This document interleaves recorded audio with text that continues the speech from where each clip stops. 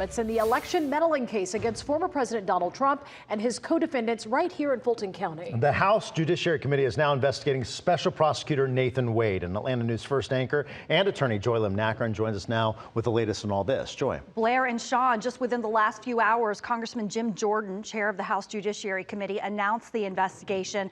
In a letter, he expressed concern about politically motivated prosecutions and potential misuse of federal funds. And this comes just days after one of the defendants in the election interference indictment moved for his charges to be dismissed over an alleged improper relationship between Special Prosecutor Nathan Wade and Fulton County DA Fani Willis.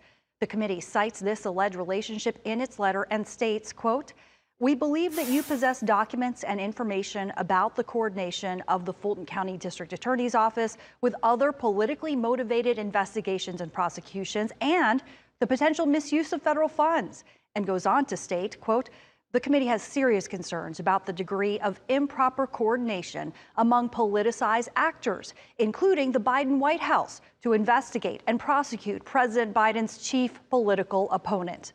Now, DA Willis has been subpoenaed to testify in Wade's divorce proceedings. Neither has responded to the allegations. We do know Wade was in court today during the latest hearing in the Georgia election indictment. Political reporter Doug Reardon will have a closer look at today's court proceedings live at 5.